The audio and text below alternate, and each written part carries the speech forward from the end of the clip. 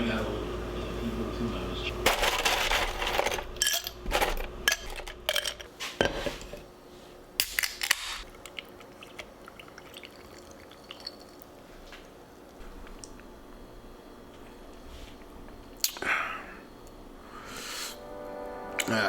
It doesn't taste too good, but it'll get the job done. We started to get more and more information. His own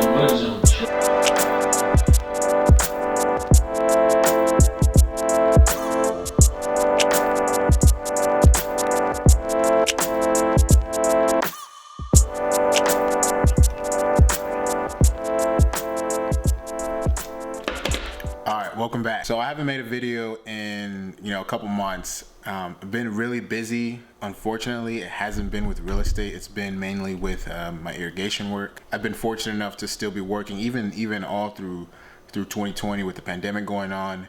I was still able to work and provide. So I'm grateful for that.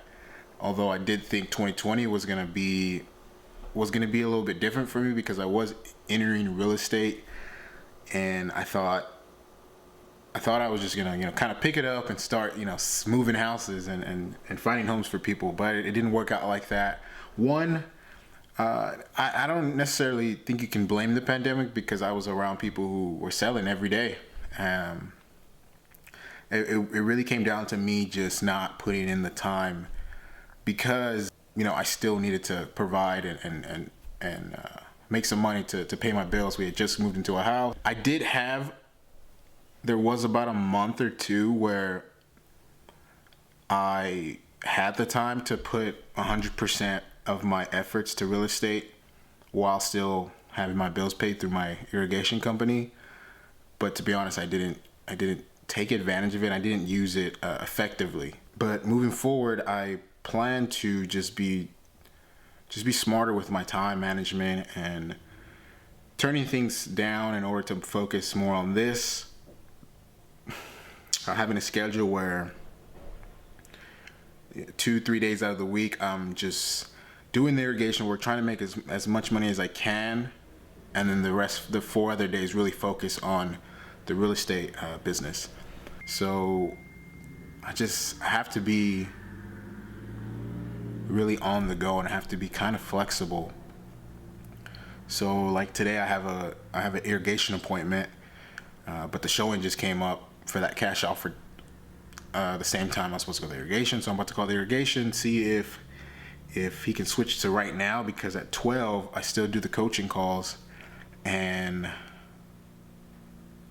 I'm gonna need to be back for that. So hopefully this is how my day is probably gonna look right now. Call the customer, see if I can set that appointment up for right now within the next hour. That way I can go knock it out, come back, do the coaching call, and I believe we have a coaching meeting at 3, and then have the showing at 4:30. So I think something that has held me back from really putting in my effort is just wondering if I can handle it, being busy and just, I guess, not having confidence in myself that I can juggle all these things and do it. It's kind of one thing to say that you're doing something and another to actually do it. So I've always said I want to do it and that I can do it, but I've never put the effort in because I think it's a common thing. You're just kind of scared to fail doing it. If I fail, I know I have, in all aspects of everything that I'm doing, I have someone there, not to catch me, but to motivate me or to guide me into picking myself up and trying again and going from there. So a lot of things going on. A little update. I plan to start making more of these videos too. It was something I didn't do for a long time, and then I started to pick it up again and was really enjoying it, but then I just got busy and honestly a little unmotivated, just because I wasn't practicing the real estate, and that's really what I wanted to make all these videos about. But now that it's starting to pick up and I'm getting a better routine, hopefully these videos start coming out.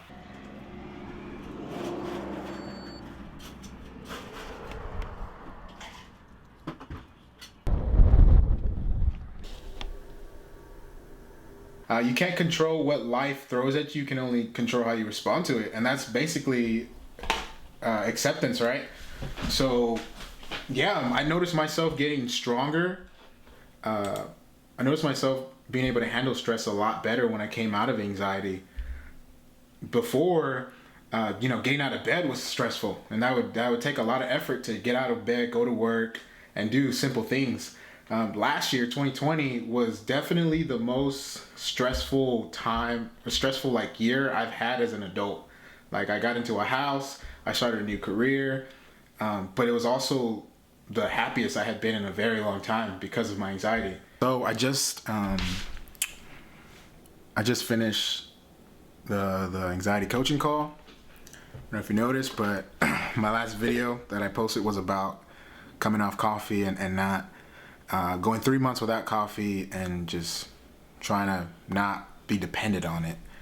So, I mean, obviously this morning I had that coffee, which was crap, so I didn't finish it and I didn't even count it. That's why I had to pick up another one.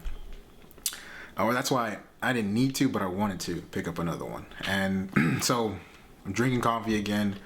Not as much as I was before. So usually I would say the most is 3 cups, 1 to 3 cups. When before it was way more than that. The reason for it is because, yes, there were some benefits of quitting coffee. I think the main one was just my sleep. I would fall asleep. I would stay asleep longer. And coffee is a drug, and if we want to talk about quality of life, coffee just made me feel, gave me that high, I guess you can say. I enjoy drinking it, and I think you can abuse it, so that's something I don't want to do. I don't want to abuse it. I mean, it's during the week. I try not to drink it on the weekends. So far I haven't. But yeah, I just enjoy drinking it. It makes me feel good. I mean, and it brings out the creativity. So I plan to just use coffee as a tool, man. Drink it in the mornings. Plan my day when I'm on it, because like I said, I feel like I'm more creative when I'm on it. And I try to drink it as early as possible, even though today kind of ran late. It's about 1 o'clock already, but I was drinking it through the call. So yeah, that's just an update on that, because I know my last video was, hey, I quit coffee for 3 months. So yeah, so right now it's 1:30. I have a showing at 4:30 with a client on a cash offer, and we'll see how that goes. See y'all later.